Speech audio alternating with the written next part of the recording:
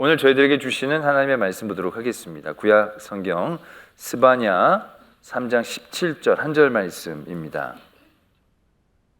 저희가 가진 구약 성경 1309면에 있는 스바냐 3장 17절의 말씀, 제가 스바냐 3장 17절의 말씀 봉독드리겠습니다. 너희 하나님 여호와가 너희 가운데에 계시니 그는 구원을 베푸실 전능자이시라. 그가 너로 말미암아 기쁨을 이기지 못하시며 너를 잠잠히 사랑하시며 너로 말미암아 즐거이 부르며 기뻐하시리라 하리라. 아멘. 하나님의 말씀입니다. 하나님의 함께 하심에 대한 말씀 나누고 있습니다. 오늘 또 이 말씀과 예배를 영상으로 듣는 모든 분들, 그곳에서도 늘 하나님의 임재가 함께 해주실 줄로 믿습니다. 병석에서 또 들으시는 모든 성도님들, 오늘 또 하나님께서 만져주실 줄 믿고요. 또 타지에서, 외국에서 저희 교회를 그리워하면서 예배 함께 하신 모든 분들에게도 동일한 은혜 있을 줄로 믿습니다. 그러나 아프지도 않고 타지에도 가지 않은데 이 영상으로 예배를 드리시는 분들에게는 하나님의 큰 도전과 깨달음이 또 있기를 원합니다. 성전에서 함께 예배를 드리기를 소망하고요. 또 특별히 덴마크 한인교회 또 이 영상으로 예배를 드실 때 그곳에도 큰 은혜 있을 줄로 믿습니다. 오늘은 하나님의 함께 하심에 대한 그 깊이를 좀 더 알아보려고 합니다. 그러기 오늘 우리가 이 스바냐 3장 17절의 말씀을 보게 되는데요. 저는 이 말씀이 하나님이 우리를 향한 사랑의 고백 중에 가장 아름답고 가장 깊은 고백이 아닌가, 저는 그렇게 감히 말씀을 드리고 싶습니다. 오늘 말씀에 보면 하나님이 우리와 함께 하시는데 그 하나님이 어떠한 모습으로 우리와 함께 하시느냐, 그가 너로 말미암아 기쁨을 이기지 못하시며 이게 정말 우리나라 번역을 너무너무 잘하게 하신 것 같아요. 성령님이 그냥 이거는 내가 너 사랑해, 내가 너 좋아해, 이런 단순한 고백의 천을 뛰어넘는 겁니다. 그 사람을 만나서 너무 기쁘고 그 기쁨이 조절이 안 되는 거죠. 절제가 안 되는 거죠.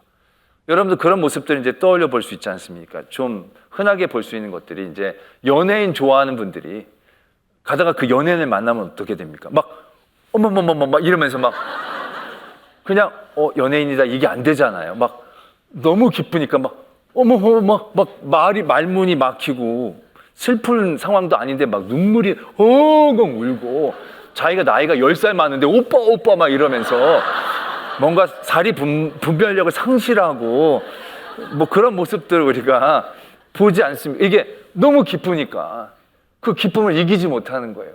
그 모든 상황과 환경들을 뛰어넘어서 막 그 절제가 안 되는 그런 모습. 근데 하나님이 우리를 사랑하시는 모습이 그런 모습이라고 얘기하고 계시는 거예요. 하나님이 그냥 하나님이 사랑해 뭐 이런 게 아니라는 거죠. 하나님이 우리를 너무 사랑하셔서 우리를 만나는 그 기쁨을 이기지 못하실 정도로 하나님 그렇게 우리를 기뻐하신다 라고 고백하고 계신다는 얘기죠. 또 잠잠히 사랑하신다.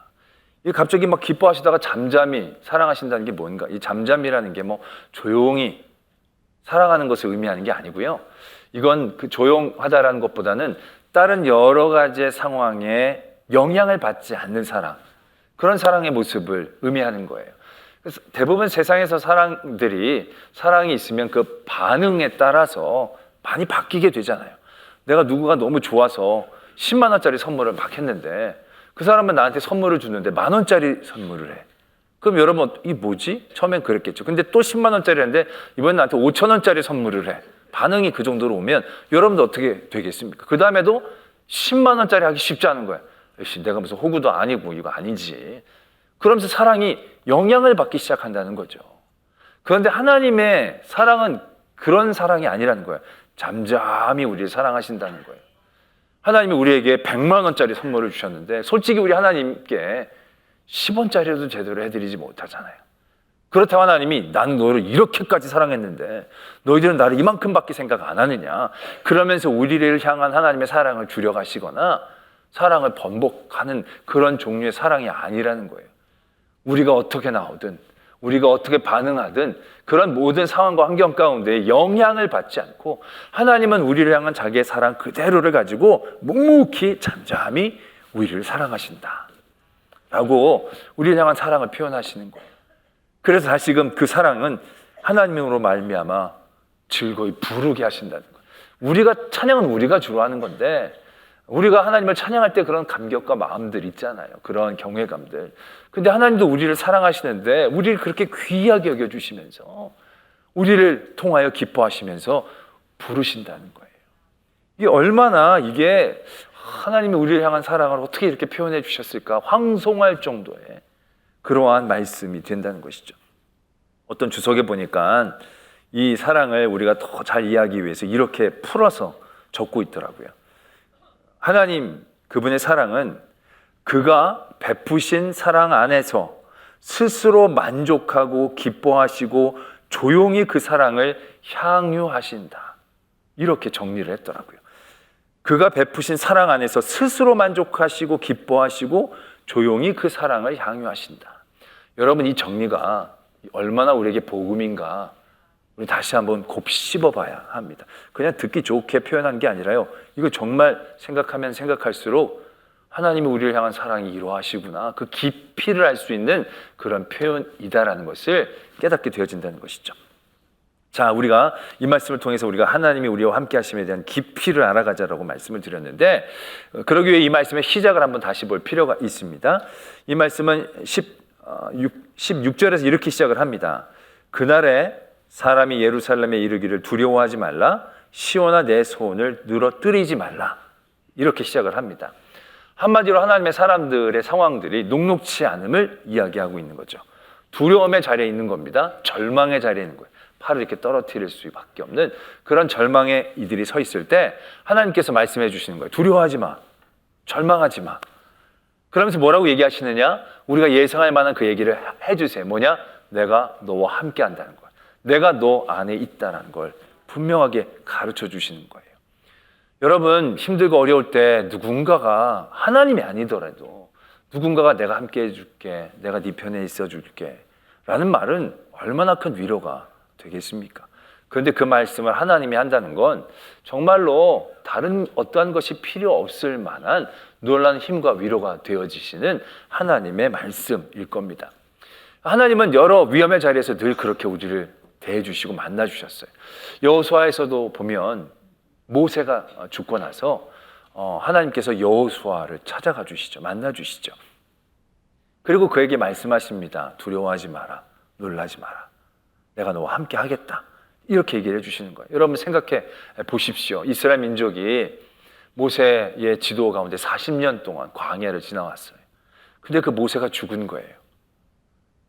얼마나 막막해지겠습니까? 이제 그냥 광야에 있는 그런 시대도 아니고 가나안 땅에 들어가서 이제 수없이 많은 민족들과 전쟁을 치러야 될 상황 앞에 그들이 지도자라고 생각할 수 있는 한 사람, 그 한 사람이 사라진 거예요. 얼마나 막막하겠습니까? 여호수아. 여러분 누가 앞에 있는 것과 없는 것의 차이는 너무 큽니다. 그 한 사람이 얼마나 능력이 많든 적든지 간에 앞에 서는 것과 그 바로 뒤에 서는 것은요 차원이 다르거든요. 여호수아가 그렇게 따르고 믿었던 모세가 하나님이 데려가시고 나서 자기 혼자 덩그러니 앞에 쓴 거예요. 수없이 많은 수백만 앞에 자기가 앞에 섰고 앞에는 어떤 일들이 일어날지 모르는 자리에서 얼마나 두려웠겠어요. 얼마나 걱정이 됐겠어요. 그런 자리에서 하나님이 여호수아에게 찾아가셔서 이렇게 말씀하시는 거예요. 내가 너와 함께 해. 그러니까 두려워하지 마. 힘이 나겠죠. 용기가 나겠죠. 그래서 나아가지요. 그래서 요단강도 그냥 걸어서 건너갑니다. 강물이 있었지만 제사장의 첫발이 닿을 때 강물이 확 줄고 모든 백성들이 그 강을 그냥 걸어서 넘어간 거예요. 홍해 건너가듯이. 얼마나 놀라운 은혜가 그들에게 있었겠습니까? 그 다음에 여리고성의 전투. 그 전투의 내용을 아시는 분들은 다 아시겠지만 이건 하나님이 도와주시지 않았다라고 얘기하거나 부정할 수가 없는 상황인 거예요. 소리쳤더니 성벽이 무너지고 그냥 죽기만 한 거예요. 이게 하나님이 함께 하심의 은혜가 이거구나. 하나님이 함께 하시면 우리가 이렇게 담대해질 수 있구나. 다 그렇게 느낄 수 있는 대목인 거죠. 근데 그 다음에 아이성의 전투에서 그들이 1패를 거두게 됩니다. 그때 전사자가 36명이 생기게 됩니다. 3,000명이 올라가서 36명의 전사자가 난 1패예요. 여러분 이 패배는 어떻게 보면 심각한 패배라고 볼 수는 없어요. 수천 명이 죽은 것도 아니고 본진이 패배를 한 것도 아니에요. 그냥 공격을 했다가 36명이 죽은 거예요. 그럼 여러분들 어떻습니까? 다시금 전열을 가다듬고 다시금 도전해 볼 만한 충분한 상황인 거예요. 충분한 여력이 있어요.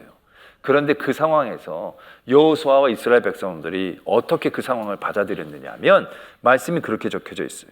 백성의 마음이 녹아서 물같이 됐다는 거예요.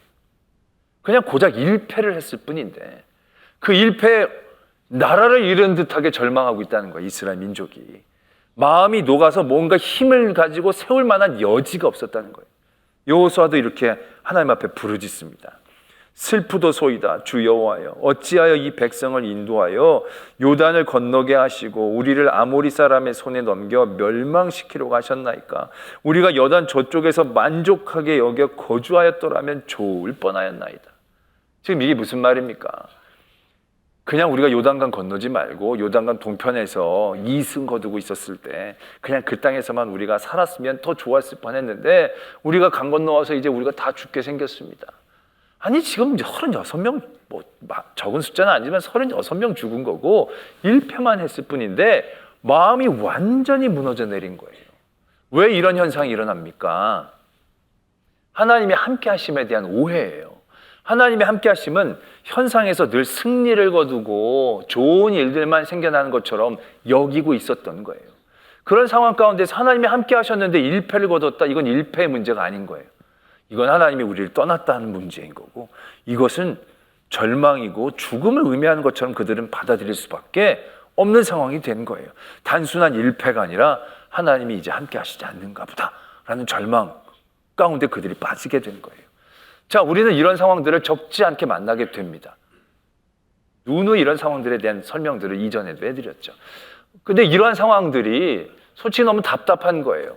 왜?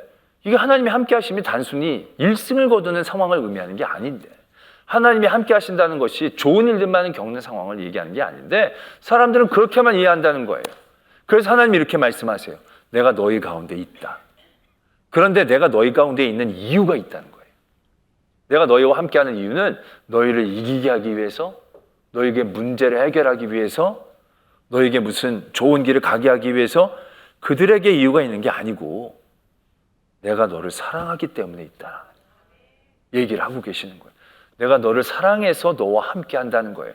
우리와 함께 하심의 이유가 내 문제, 내 어려움 이런 게 아니라 하나님이 우리를 향한 사랑에 있다라는 겁니다. 하나님이 우리와 함께 하심이 우리를 향한 사랑이라는 이유를 가르쳐 주신 것은요, 그게 우리에게 이해가 되어져야 그 1패가 이해가 되어지기 시작하는 거예요.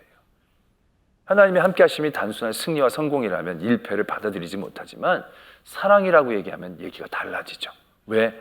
1패가 버림을 의미하는 게 아니니까. 내 절망이 하나님이 나를 떠나는 것을 의미하는 게 아니라 사랑하시는 하나님이 그 과정 가운데에서 사용하시는 계획과 방법과 수단으로 이해되고 받아들여질 수 있는 여지가 생기는 거죠. 우리가 이 1패도 우리가 이해할 수 있잖아요. 그들의 아이성의 전투가 하나님이 그들을 버린 게 아니죠. 고치시려고 하셨다는 거예요. 그들이 못돼가지고 이제 안 되겠다고 하신 게 아니라 다시 고쳐서 그들을 다시금 더 좋게 정금처럼 만들고자 하시는 그런 마음 가운데서 이루어진 거예요. 우리가 부모님이 우리와 함께 사는데 늘 우리에게 먹여주고 입혀주고 잘해주는 것들만 생각하면 부모가 내게 용돈을 안 주고 나를 때리면 부모가 아니게 되는 거죠. 근데 우리가 그렇게 이해하지 않잖아요. 때려도 용돈을 안 줘도 이해가 돼. 왜? 그래도 나를 사랑하고 있으니까. 사랑 때문에 함께 한다는 것에 대한 이해가 있으면 그 내가 이해하지 못할 상황들에 대해서 좀 더 참아내고 견디고 바라볼 수 있는 여지가 생기는 거죠. 그 아이성 전투도 그때 한번 제가 말씀을 나눌 때, 광야에 대한 말씀을 나눌 때도 그렇게 말씀을 전해드렸어요. 이스라엘 민족은 아이성의 전투를 전략과 전력으로 했어요. 정탐꾼을 보내서 파악해서 이만큼만 가면 되겠다. 그들은 바르게 파악했고 전술을 짰고 전력을 보내서 전쟁을 치르는 거예요. 그런데 졌어요. 그때 그들이 얼마나 절망합니까? 근데 하나님이 그 전쟁의 실패를 통해서 말씀해 주고 싶었던 게 뭐예요? 전쟁은 전술과 전략으로 하는 게 아니고 하나님을 향한 바른 마음과 믿음으로 하는 것이다. 그걸 새롭게 깨닫게 해주시기 위해서 그랬던 거죠. 왜? 앞으로 그들이 만나는 수없이 많은 전쟁은 너무나 많은 상황과 환경 가운데서 이루어지는 거예요. 근데 그때마다 정탐꾼을 보내서 잘 파악하고 그래서 전술을 잘 짜서 전략을 짜고 전력을 다해서 이긴다? 이길 수도 있겠죠. 그래서 그렇게 슬기롭게 이길 수도 있을 거예요. 그런데 어떤 곳에 정탐꾼을 보냈는데 정탐꾼이 가서 아무리 알아봐도 이길 방법이 없어. 우리는 이길 수 있는 힘이 없어. 그러한 정탐의 결과가 나오면 어떻게 됩니까? 가데스 바네아처럼 또 다들 절망할 수밖에 없는 거예요. 그 방법이 잘못되었음을 깨닫고 고쳐주시는 거예요. 왜? 이기는 민족 편에 계시는 게 아니라 그 민족을 사랑하기 때문에 함께 하시니까. 그 민족이 앞으로도 온전하게 하나님 앞에 서서 하나님의 은혜를 잘 누리기를 원하는 마음 가운데 있으시니까. 그래서 하나님이 그 일들을 베풀어 주시면서 그들을 깨닫게 하시고 다시금 정금처럼 새롭게 하셔서 그 다음에 승리를 주시는 과정. 이기게 하시는 하나님이 아니라 사랑하시는 하나님. 우리와 함께 하심의 이유는 사랑이지 세상의 나의 삶의 어떤 환경과 상황을 바꾸기 위해서가 아니라는 것이 이해가 되어지면 우리가 받아들이지 못하는 그런 의문의 일패나 절망의 순간들이 참아지게 되는 거죠. 사망의 음침한 골짜기 입구에 섰을 때도 이게 뭐예요가 아니라 두려워하지 않고 가겠습니다. 나를 또 도와주실 수 있는 하나님, 도와주시기 위해 나를 정금처럼 연단하신 하나님이 계시니까 믿고 나가겠습니다. 이럴 수 있는 지혜와 힘이 생기게 되어진다는 것이죠. 그래서 하나님이 우리와 함께 하시면 그런 깊이를 갖고 있다는 겁니다. 그런데 이러한 믿음을 가지고 나갈 때에 우리에게 던져지는 또 한 가지의 질문을 해결해야 합니다. 그건 어떤 거냐면 하나님이 우리와 함께 하시는데 함께 하심의 이유가 사랑이라는 거예요. 근데 우리에게 그런 질문이 떠오를 때가 있어요. 그런데 왜 나를 사랑하시는 거지? 라는 물음표. 내가 아무것도 잘한 건 없는데 사랑할 이유가 하나도 없는데 왜 하나님이 나를 사랑하셔서 나와 함께 하시는 거지? 라는 물음표가 던져질 때 그 물음표를 해결해야 한다는 것이죠. 제가 어떤 짧은 영상을 봤는데 이제 꽁트 같은 겁니다. 그 영상에서 한 형제가 카페에서 공부를 막 하고 있었어요. 막 공부를 하고 있다가 고개를 딱 들어봤더니 맞은편에 한 참한 자매가 패시시 웃으면서 자기를 이렇게 쳐다보는 거예요. 그 처음엔 이게 뭐지 싶어서 그냥 공부를 한 거예요. 그래서 공부를 하다가 신경을 쓰여서 이렇게 다시 봤더니 그 자매가 다시 자기를 패시시 보면서 웃고 있는 거예요. 그 형제가 주변을 이렇게 뒤돌아봤어요. 그 뒤에 벽이에요. 아무것도 없어. 딴 사람을 보고 있는 게 아닌 것 같은 거예요. 이게 뭐지? 왜 날 보지? 그리고 이제 다시 있다가 다시 한번 쫙 봤더니 또 자기를 보다가 이렇게 다시 시선을 돌리는 거예요. 그때부터 마음이 막 떨리기 시작하는 거죠. 그래서 핸드폰을 꺼내가지고 친구들에게 문자를 보냅니다. 야, 내가 지금 공부를 하는데 어떤 자매가 나를 지금 쳐다보고 있어. 어떻게 하면 좋아? 이제 이렇게 어떻게 해야 돼? 이제 문자를 올렸어요. 그랬더니 한 친구가 답장을 보냅니다. 야, 그 그린라이트야. 좋은 신호야. 가서 말을 걸어봐. 너 안 걸으면 너 진짜 답답한 거야. 가서 뭐라고 말을 좀 해봐. 그래? 말하면 돼? 그럼 이건 좋은 신호야. 가서 말을 해. 그런 얘기를 듣고 이제 용기를 갖고 진정을 시키고 말을 붙이려고 딱 가는 순간 다른 친구가 문자를 보낸 거예요. 뭐라고 문자를 보냈냐면 이뻐? 보낸 거예요. 이뻐? 자매가 이쁘냐고 문자를 보낸 거예요. 다시 이렇게 보니까 이쁜 거예요. 너무 이쁜 거예요. 이뻐. 정말 이뻐. 참 이뻐. 그렇게 보냈더니 이 친구가 안 돼! 가지 마! 그러는 거죠. 왜? 이쁘다며. 근데 왜 가지 마? 너 잘생겼어? 친구한테 묻는 거죠. 아니. 그러니까 가지 마. 이렇게 얘기를 하는 거예요. 그럼 친구가 얘기하는 거예요. 야, 이쁜 여자가 잘생기지도 않는 널 보면서 왜 웃어? 너의 진가는 단번에 알아볼 수가 없어. 너는 2년, 3년 같이 있어봐야 아는 스타일이지 단번에 호감을 줄 수 있는 스타일이 아니야. 그럼에도 불구하고 이쁜 여자가 널 보면서 관심을 갖는다? 그건 다단계 아니면 사입이야. 그렇게 설득을 한 거예요. 그러니까 그 친구가 납득을 하는 거야. 아, 그럴 수 있겠다. 그러면서 진정을 이제 하는 그런 대목을 제가 봤습니다. 이게 세상이죠. 이게 세상인 겁니다. 사랑의 이유가 없으면 수상하지 않습니까? 아니 정말로 별로 잘생기지 않는 사람을 그 예쁜 자매가 보면서 처음에 뭐 매력, 사랑의 이유가 있어야 그렇게 보는데 아무런 이유가 없는데 쳐다본다? 그건 호감이 아니라 목적이 있는 거겠죠. 무슨 장기의 목적이 있다거나 장판을 판다거나 뭐 아니면 도를 아십니까를 얘기한다거나 뭐 그런 목적이 있지 않고서야 이유가 없는데 이렇게 살아보면 이럴 수 세상은 그걸 이해를 못하는 거죠. 받아들일 수가 없는 겁니다. 충분히 의심할 만한 거예요. 우리가 하나님은 우리와 함께 하시고 사랑하시기 때문에 우리와 함께 하셔 라는 그런 믿음과 신뢰를 가지고 살아나갈 때 사단은 우리에게 이런 이간질을 할 때가 많습니다. 하나님이 너를 왜 사랑하셔? 하나님이 너 같은 사람도 사랑하셔? 너 생각해봐. 하나님이 한두 번은 사랑할 수 있다고 쳐. 근데 네가 하나님을 얼마나 많이 떠났고 얼마나 많이 배신했고 하나님 생각하지 않고 네 멋대로 산 시간과 순간들이 얼마나 많은데 그럼에도 불구하고 네가 사랑스럽다라고 생각해? 하나님은커녕 나도 나 자신을 사랑스럽게 여기지 않는데 하나님이 나를 사랑한다는 것이 이해가 되겠냐는 거예요. 내게 사랑한 이유를 찾으려고 할 때 하나님의 사랑이 이해가 되겠냐는 거예요. 그 물음표를 해결하지 못할 때를 분명히 만난다는 거죠. 그런데 하나님이 오늘 이렇게 말씀하시는 거예요. 내가 너로 말미암아 기쁨을 이기지 못하고 너를 잠잠히 사랑한다라는 거죠. 아까도 말씀을 드렸지만 이것은 무엇을 의미하느냐? 하나님이 우리를 사랑하는데 우리에게 사랑의 이유가 있지 않다는 거예요. 하나님이 우리를 사랑하시는데 우리의 반응과 우리의 행동이 우리를 향한 하나님의 사랑을 지우지 못한다는 거예요. 끊어내지 못한다는 거예요. 어떤 환난이나 적신이나 기근이나 유혹이나 핍박이나 우리의 죄악도 우리의 더러움도 하나님이 우리를 향한 사랑을 끊지를 못해내요. 왜? 하나님이 우리를 사랑하는 사랑은 우리에게 이유가 있었던 게 아니니까. 이 땅에서의 그런 비슷한 사랑을 우리는 부모의 사랑으로 떠올려 볼 수 있어요. 부모님이 사랑할 때 사랑이 어때요? 자녀에게 사랑의 이유가 특별히 있나요? 아니요, 그렇지 않아요. 부모에게 그 전적인 사랑의 이유가 있어요. 자녀가 예쁘다고 사랑하고 못생겼다고 미워하지 않아요. 자녀가 공부를 잘한다고 사랑하고 못한다고 혼은 내지만 안 사랑하지는 않아요. 말을 잘 듣는다고 사랑하고 말을 잘 안 듣는다고 막 미워하지 않아요.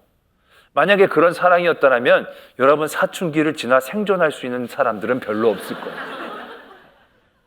경험해 본 분들은 아실 거예요. 정말로 잘났던 애들이 사춘기가 되면서 막 눈에 쌍심지를 키고 막 대들면 살인의 충동들이 생기지 않습니까? 그렇지만 어떻습니까? 막 이러다가도 문 딱딱 뜯고 들어가면 시야에서 안 보이는 그 순간 갑자기 아유 지도 얼마나 힘들으면 저럴까. 갑자기 마음이 풀려. 희한하게 줏대도 없이. 계속 좀 이렇게 화를 계속 이 텐션이 이끌어가면서 그 자식을 고치든지 뭐 해야 되는데 텐션이 안 생겨. 그리고 문 빠꼼 일어나면 고개 숙이고 있으면 내가 잘못한 것 같고 뭐 이게 부모의 마음이잖아요.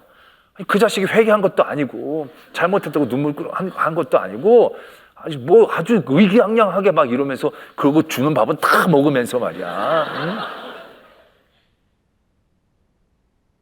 만약에 그 텐션이 계속 유지되어 있으면 국에 락스 안 탈 수 있겠냐는 거예요. 뭐라도 보복하고 싶지. 근데 그게 안 돼. 왜? 그들을 향한 사랑의 이유가 4개 있잖아요. 그들이 회개하고 반성하고 그런 게 아니라 계속 못되게 구워도 안쓰럽고 살아. 부모가 자녀에게 대한 사랑이 그런 모습을 갖고 있듯이 하나님이 우리에게 대한 사랑은 그런 모습을 갖고 있다는 것을 오늘 하나님은 말씀하고 계시는 거예요. 잠잠히 하나님을 사랑하신다는 거예요.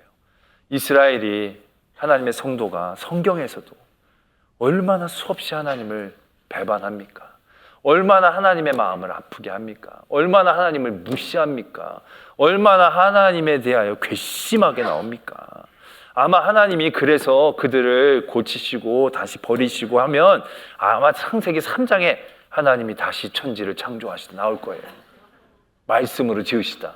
전보다 아담과 이브를 더 예쁘고 말 잘 듣게 생긴. 그러다 또 창세기 10장 가면 하나님이 또 만드셨다. 아마 이렇게 될 수밖에 없을 거예요. 왜? 우리에게 사랑의 이유가 있다면 창세기에 한 골천번은 천지를 만들었다 지었다 할 수밖에 없을 거예요. 근데 그대로 역사는 흘러가요. 하나님은 다 받아주세요. 왜? 우리에 대하여 하나님의 사랑은 전혀 흔들림이 없으니까. 잠잠히, 묵직히, 고요히, 그러나 압도적으로 하나님은 스스로 만족하시며 우리를 사랑하시는 거예요. 우리를 사랑하시는 그 사랑으로 하나님은 기뻐하시는 거죠. 그게 하나님 우리를 향한 사랑의 모습이다라는 얘기예요. 저희가 금요일 날 그런 은혜를 나눴었습니다. 예수님이 영생에 대한 말씀을 주셨는데 영생에 대한 정의를 예수님이 이렇게 내려주세요. 영생은 유일하신 참 하나님과 그가 보내신 아들 예수 그리스도를 아는 것. 영생은 사는 종류의 얘기여야 되는데 예수님은 아는 걸로 정의를 해주시는 거예요. 이게 어떻게 이해가 되나 싶은 거예요. 근데 이 말씀은 여러 가지 상황은 금요일날 영상을 좀 보시고요. 이렇게 정리해 드릴 수 있습니다. 하나님을 아는 건 우리를 향한 하나님의 사랑을 아는 거예요. 우리를 향한 하나님의 사랑을 안다는 건 하나님이 그 사랑으로 어떠한 것들을 뛰어넘으시는 걸 우리가 경험하려 하는 거예요. 이런 많은 한계들, 우리들의 죄악들, 여러 가지의 그런 우리의 모자름도 하나님은 우리를 향한 사랑으로 다 뛰어넘으시는 거예요. 거기에 붙잡히시지 않는 거예요. 우리가 그 사랑을 품게 되었을 때 우리의 삶이 얼마나 자유로워지는가. 지난주에 우리 하박국의 말씀 나눴잖아요. 우리가 무화과에 잎이 없고 포도나무, 감람나무에 열매가 없고 밭에 소출이 없고 우리의 양이 없고 외양간에 소가 없고 되게 절망적인 상황이잖아요. 우리는 얼마나 상황에 많이 휘둘립니까? 지금도 낮에 아침에 뭔가 안 좋은 일이 있으면 지금 기뻐하기 어렵잖아요. 오후에 부담스러운 일이 있으면 마음이 편치 않고 우리 상황과 환경에 지배를 받는 그러한 부족하고 연약한 인간이에요. 근데 우리가 하나님을 사랑하는 그 사랑을 갖게 되어지면 그 상황과 환경을 뛰어넘을 수 있다는 거예요. 그것이 무시가 되는 거예요. 열매가 없고 소출이 없는데 양이 없고 소가 없는데 걱정 별로 안 된다는 거예요. 그 모든 상황과 조건들을 뛰어넘을 수 있는 힘이 하나님을 향한 사랑이 있을 때 여호와로 말미암아 기뻐하고 즐거워할 수 있다. 그런 능력이 우리에게 주어진다는 거예요. 그게 지난주고요. 오늘은 그 사랑은 어디까지 우리를 뛰어넘게 하느냐? 시간을 뛰어넘게 한다는 거예요. 영생은 결국 시간과의 싸움이잖아요. 시간에 매이는 거예요. 죽지 않고 살아내는 걸 의미하는 거예요. 그런데 그렇게 보면 우리는 지금 죽는 성도가 얼마나 많아요. 아니 성도는 안 죽어야 되잖아요. 영생을 얻은 건데. 근데 하나님이 우리에게 주시는 영생은요, 시간을 이기는 게 아니라 시간을 뛰어넘는 걸 의미하는 거예요. 우리가 하나님을 사랑하게 될 때 시간의 구애를 받지 않는 거예요. 시간에 매이지 않고 시간을 두려워하지 않는 거예요. 늙는 걸 두려워하지 않고 죽는 걸 두려워하지 않아요. 우리가 하나님의 나라에 가는 걸 왜 원하느냐? 눈물이 없고 고통이 없고 아픔이 없고 좋죠. 그러나 제가 누누이 말씀을 드리지만 눈물 없고 고통 없고 아픔 없는 게 10,000년, 20,000년, 30,000년 계속 되어지면 그건 복이 아니라 일상으로 전락이 되는 거예요. 정말로 우리가 하나님의 나라가 되는 가장 큰 힘은 사랑이에요. 하나님을 사랑하는 기쁨. 그런데 그 사랑의 기쁨을 우리가 누리게 되어진다면 우리가 굳이 하나님의 나라에 가지 않아도 되는 거예요. 이 땅에서도 그 사랑을 누릴 수 있는 거잖아요. 그 사랑에 우리가 매이면 시간을 뛰어넘는 거예요. 시간에 매이지 않는 거예요. 내가 늙는다고 괴로워할 필요가 없어요. 늙으면 늙은 그 자리에서 사랑하면 되는 거예요. 이 땅에서 살게 해주시면 살게 해야 되는 그 자리에서 사랑하면 되는 거고, 부르시면 부르시면 그 자리에 가서 사랑하면 되는 거예요. 이 세상에 나를 두려웠게 하는 모든 제약과 조건들, 환경들, 하나님을 사랑하는 그 사랑, 하나님의 사랑이 그 모든 것들을 뛰어넘었듯이 그 사랑이 우리 안에 있으면, 하나님이 우리와 함께 하심에 대한 사랑이 우리 안에 있으면 그 모든 것들을 뛰어넘을 수 있는 능력이, 지혜가, 거기에 매이지 않고 늘 기뻐하고 즐거워할 수 있는 힘이 우리에게 있어지게 된다는 것을 오늘 우리에게 가르쳐주고 계신다라는 것입니다. 오늘 스바냐의 말씀의 고백이 나에게만 해야 한다는 고백이 아니라 우리 모두에게 주시는 고백입니다. 하나님은 우리와 함께 하시는데 사랑하시기 때문에 함께 하시는 거고, 그 사랑하심에는 이유가 우리에게 없기 때문에 어떠한 상황 가운데도 흔들리지 않고 신실하신 사랑으로 함께 하시는 그 하나님이 우리와 함께 하기 때문에 우리도 우리를 제약하고 옥죄이는 모든 환경과 상황들을 뛰어넘어 하나님의 사랑으로 기뻐하며 즐거워하고 승리할 수 있는 함께 하심의 은혜를 온전히 누릴 수 있는 저와 여러분들 되어지기를 도전합니다. 기도하겠습니다. 오늘 말씀을 묵상하며 하나님께 잠시 묵상으로 기도드리겠습니다. 너희 하나님 여호와가 너희 가운데에 계시니 그는 구원을 베푸실 전능자이시라. 그가 너로 말미암아 기쁨을 이기지 못하시며 너를 잠잠히 사랑하시며 너로 말미암아 즐거이 부르며 기뻐하시리라 하리라.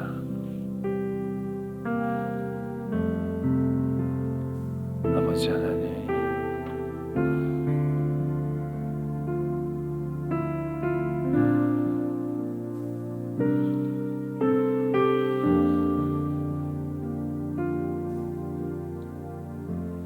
세상은 우리의 기쁨과 평안을 빼앗기 위해 여러 상황으로, 문제로, 어려움으로, 또 우리가 붙잡을 수 없는 시간으로 우리를 짓누르지만 우리를 향한 그 하나님의 사랑, 그 사랑으로 함께 하심으로 그 모든 것에 매이지 않고 자유로워지게 하시며 그 기쁨과 감사함으로 하나님과 함께하는 은혜를 온전히 누릴 수 있는 저희들 되게 하여 주시옵소서. 믿사오며 예수 그리스도의 이름으로 기도드립니다.